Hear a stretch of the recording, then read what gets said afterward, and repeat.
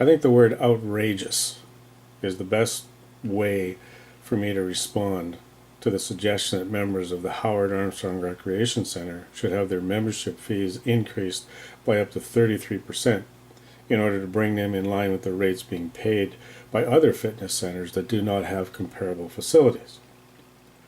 City staff wants to raise an additional $53,000 in total revenue during the next year, with increases that are going to force Valley East and Cape Brow residents to pay more for services that they've been enjoying for the past 30 years.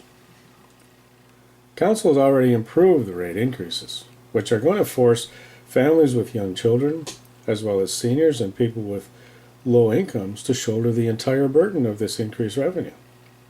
Some families will be facing increased costs of over $1,000 a year to provide their children with the same programs and access to public swimming as they did last year.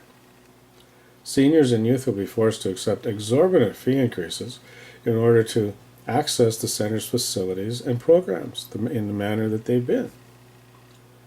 This is completely unacceptable in an age when we're trying to encourage families, youth, seniors to become physically active and adopt a healthier lifestyle of living. It's also unacceptable to rob parents and individuals with low incomes of the opportunities to take part in wholesome recreational programs and public swimming for their entire family. The Howard Armstrong Recreation Center was built in 1983, and I can remember at the time there was much debate and much discussion among residents of the merits of investing so much money in a state-of-the-art recreation facility that was unlike anything else in the entire region. The main argument that was put forward was that despite the cost, the Howard Armstrong Recreation Center would provide affordable fitness options for generations to come. It would be the focal point of the town of Valley East. It would be located in the heart of the community, right in the center of the community. There would be the library on the same site. A new town hall was going to be built. A huge soccer complex was already in place. It was going to be a place where people in the community could congregate, could come together for all sorts of purposes and reasons. It was going to keep the town together. That's why such a massive, such a beautiful facility was contemplated. We were assured at the time that the membership rates would always remain family friendly. It would encourage people from Valley East to participate in the use of the facilities and help people maintain a healthy lifestyle. It was not just being built for the children of the residents living in Valley East at the time. We were paying additional taxes to build this facility, not only for our own children, but for our grandchildren. And it was going to be used to attract people who live in Valley East because of the recreational facilities and all of the other things that living in the valley had to offer. And it worked. Valley East became the 6th largest city in Northern Ontario.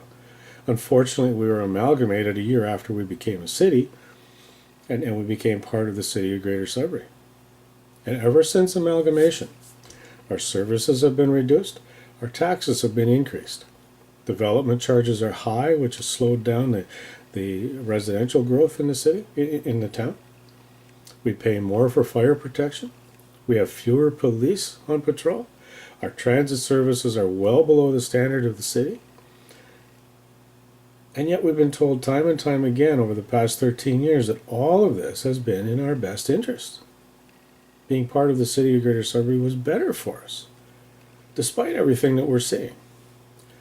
But if you ask anyone who was living in Valley East prior to amalgamation, they will tell you that we were generally much better off when we were on our own, both financially and politically.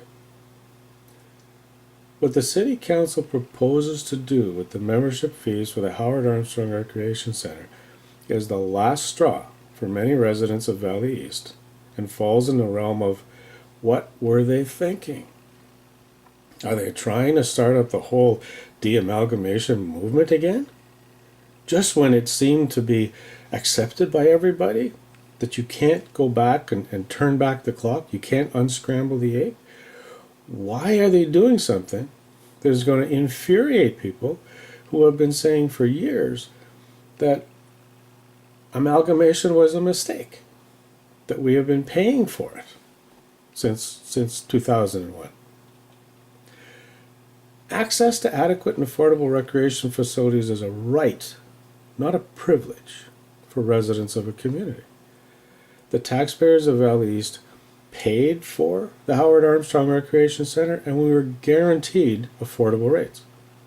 If other fitness centers are charging rates that are too high, and it's keeping their memberships lower than it should be, and as a result they're not generating sufficient revenue, then the solution is to lower the membership rates at those places. Lower them to a level that's going to attract more members. You don't raise the rates in Valley East, which has the highest membership totals in the city, in order to overcome the deficit. That's going to drive families and seniors away from the recreation center and will actually result in less revenue being earned and more of a deficit. It's simple business. This has been a very quiet election campaign up until now. This attempt by city staff and councillors to impose what can only be described as a direct tax on the people who can least afford it. Individuals on low and fixed incomes, families, youth, and seniors. It's going to be a wake-up call, not only for residents of the outlying areas, but also for people living in the rest of the city who will soon find that the services they require in order to maintain an affordable quality of life are going to cost them more than they can afford. This isn't an outside community versus an inside community thing. I'm running for Ward 5, which includes a significant portion of the northern portion of the former city of Sudbury, that whole area around Cambrian Heights and the Kent Court Apartments. People living in that part of the community, in that part of Ward 5, are also affected by this. What the city seems to be doing is reducing the opportunities for people on low incomes, for seniors, for families who are looking for good, affordable recreation for their children. The city seems to be picking on those people by reducing the services that are provided and by charging more for them. I, for one, intend to defend the rights of families, youth, seniors living in Valley East and the rest of Ward 5. And I hope other candidates will join me.